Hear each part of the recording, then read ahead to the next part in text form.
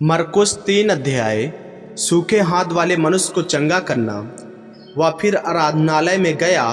वहाँ एक मनुष्य था जिसका हाथ सूख गया था, और वे उस पर दोष लगाने के लिए उसकी घात में लगे हुए थे कि देखें वह सप्त के दिन उसे चंगा करता है कि नहीं।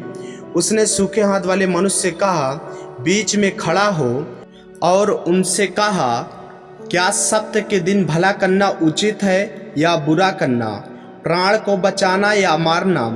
पर वे चुप रहे। उसने उनके मन की कठोरता से उदास होकर उनको क्रोध से चारों ओर देखा और उस मनुष्य से कहा, अपना हाथ बढ़ा। उसने बढ़ाया और उसका हाथ अच्छा हो गया। तब फरीसी बाहर जाकर तुरंत हेरोदियों के साथ उसके विरोध में सम्मति करने लगे कि उसे किस प्रकार नष्ट करें। भीड़ का यीशु के पीछे हो लेना।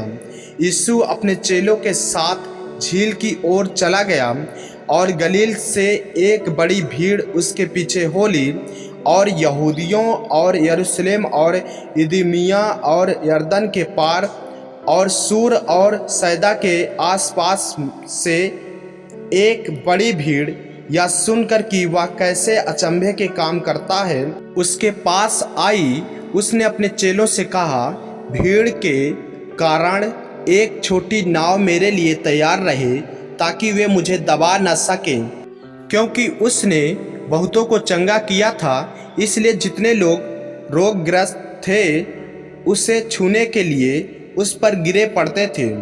अशुद्ध आत्माएं भी जब उसे देखती थी तो उसके आगे गिर पड़ती थी और चिल्लाकर कहती थी कि तू परमेश्वर का पुत्र है।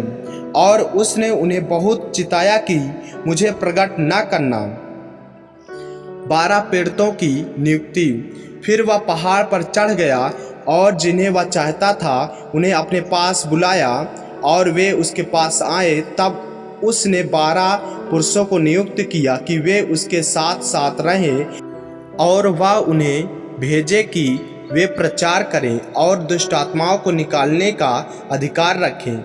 वे ये हैं, सिमोन जिसका नाम उसने पतरस रखा, और जब्दी का पुत्र याकूब, और याकूब का भाई यूहन्ना जिनका नाम उसने बुअनरिगास अर्थात गर्जन के पुत्र रखा, और अंद्रियास और फिलिप्पुस और बरतुल्माई और मत्ती और थोमा और हल्फाई का पुत्र याकूब और तादाय और सिमोन कनानी और यहूदा इस्करियोती जिसने उसे पकड़वा भी दिया, यीशु और बजबूल। तब वह घर में आया, और ऐसी भीड़ इकट्ठी हो गई कि वे रोटी भी ना खा सके। जब उसके कुटुंबियों ने यह सुना तो वे उसे पकड़ने के लिए निकले, क्योंकि वे कहते थे कि उसका चित्त ठिकाने नहीं है।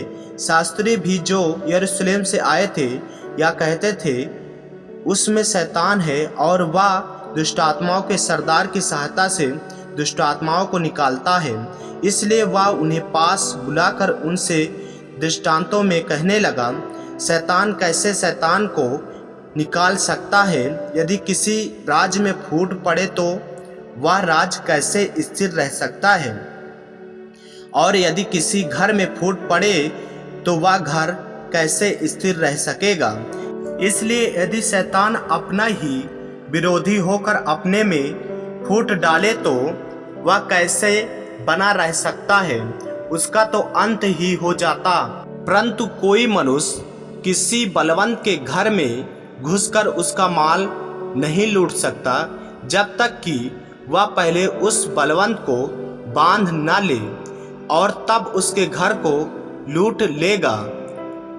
मैं तुमसे सच कहता हूँ कि मनुष्यों की संतान के सब पाप और निंदा जो वे करते हैं क्षमा की जाएगी, परंतु जो कोई पवित्र आत्मा के विरुद्ध निंदा करे वह कभी भी क्षमा न किया जाएगा, वरन वह अनंत पाप का अपराधी ठहरता है। क्योंकि वे यह कहते थे कि उसमें अशुद्ध आत्मा है। यीशु की माता और भाई। तब उसकी माता और उसके भाई आए और बाहर खड़े होकर उसे बुलवा भेजा। भीड़ उसके आसपास बैठी थी, और उन्होंने उससे कहा, देख तेरी माता और तेरे भाई बाहर खड़े तुझे ढूंढते हैं। उसने उन्हें उत्तर दिया, मेरी माता और मेरे भाई कौन हैं? और उन पर जो उसके आसपास बैठे थे दृष्टि करके कहा, देखो मेरी माता और मेरे भाई ये हैं। क्योंकि जो कोई परमेश्वर की इच्छा पर चले वही मेरा भाई और बहन और माता है। आमीन। मेरे प्रियो, यदि आप इस चैनल पर नए हैं, यदि आपने अभी तक हमारे चैनल को सब्सक्राइब नहीं किया है तो हमारे चैनल को सब्सक्राइब करें और बेल आइकन के बटन को दबाएं ताकि वीडियो और ऑडियो रोजाना आप तक पहुंच सके। जय मसीह की। प्रभु आपको आशीष दे।